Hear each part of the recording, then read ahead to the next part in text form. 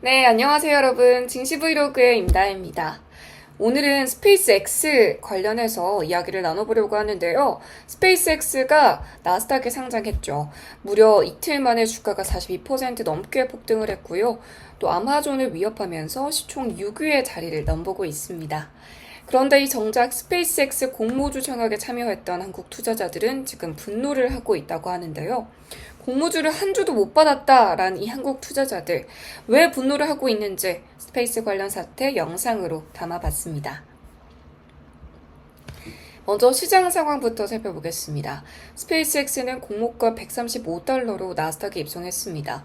상장 첫날에 19%, 이튿날에는 19% 넘게 급등을 했고요.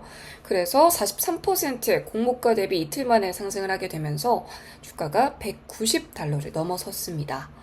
시가총액도 2조 5천억 달러 규모까지 커졌다고 하는데요. 미국 상장기업 중에 6위 자리라고 합니다. 단숨에 이 세계 초대형 기술주 반열에 올라선 스페이스X. 일론 머스크가 자신의 SNS를 통해서도 2030년에는 스페이스X 매출이 1조 달러에 도달할 수 있다고 언급하기도 했습니다. 이렇게 월가에서도 놀라고 있는데요. 가장 큰 이유는 바로 공급 부족이라고 합니다. 스페이스X는 이번 IPO에서 전체 지분의 약 4%만 시장에 내놓았습니다. 쉽게 말하면 이 사고 싶은 사람은 엄청나게 많은데 정작 팔 수 있는 주식은 너무 적은 겁니다. 이른바 품절주 현상이 발생을 하게 된 건데요. 여기에 AI 열풍도 영향을 많이 주고 있다고 합니다. 많은 사람들이 스페이스X를 단순한 로켓 회사가 아니라 우주 기반 AI 인프라 기업으로 보기 시작했습니다. 위성을 통한 통신, 그리고 스타링크 네트워크, AI 데이터 인프라 등 이 미래 성장 동력으로 각광받고 있는 산업이기도 하죠. 특히 기관 투자자들의 신뢰도 강하다고 하는데요. 오랫동안 머스크를 지지해온 투자자 론 바로는 이미 스페이스X에 10억 달러 이상을 투자를 했고요. 장기적으로 기업 가치가 더 커질 것이라고 전망을 하고 있습니다. 하지만 모두가 낙관적인 건 아닙니다. 대표적으로 모닝스타는 스페이스X의 적정 기업 가치를 현재 시가총액의 3분의 1 수준인 약 7,800억 달러로 평가를 했습니다. 주당 적정가 역시도 이 공모가보다 훨씬 낮은 수준으로 제시를 했는데요. 좋은 기업인 건 맞지만 지금 주가 너무 비싸다라는 의견입니다. 실제로 우주산업이 막대한 투자비가 필요하고 또 규제 리스크도 존재를 하기 때문에 시장에서는 장기적으로는 유망하지만 단기적으로는 과열이다라는 평가도 나오고 있습니다. 네, 문제는 한국 투자자들이 뿔났다는 건데요. 이번 스페이스X IPO에서 국내 투자자들의 청약 창구 역할을 맡은 곳이 바로 미래에셋증권이었습니다. 그런데 이 결과는 최종적으로 미래에셋증권이 확보한 공모주 물량이 0주였습니다.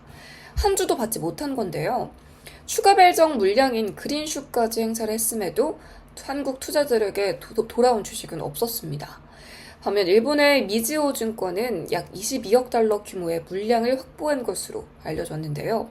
그래서 투자자들 사이에서는 이 한국만 소외된 것이 아니냐, 이른바 한국 패싱 논란까지도 불거지고 있습니다. 그런데 이 흥미로운 점은 미국의 개인 투자자들 역시 이번 스페이스X 상장에 대해서 불만을 가지고 있다고 하는데요.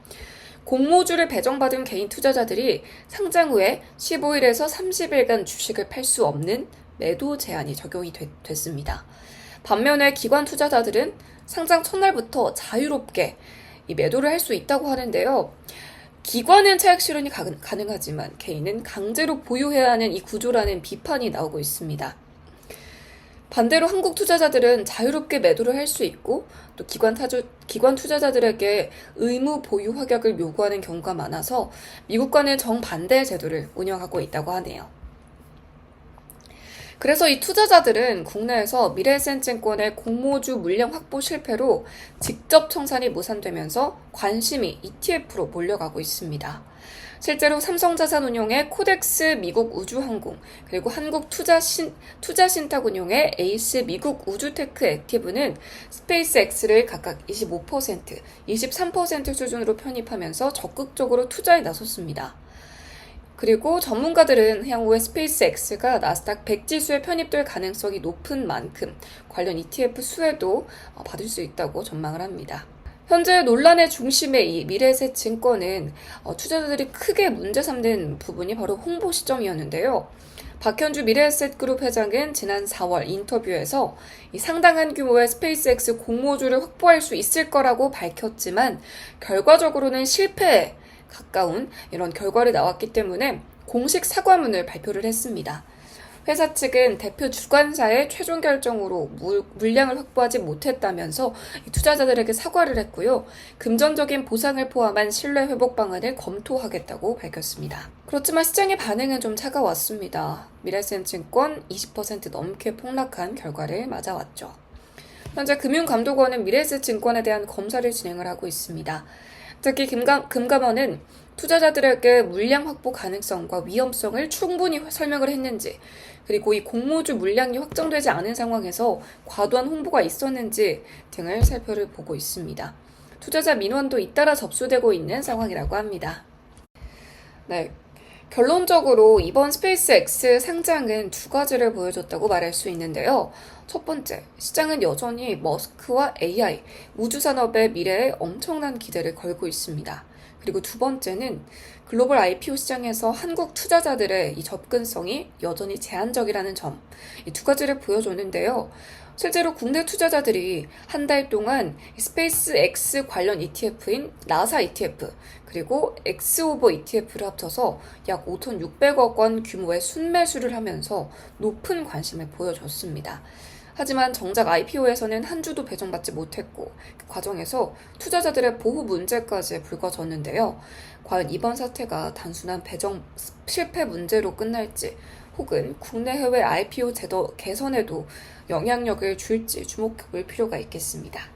지금까지 증시 브이로그의 임다희였습니다.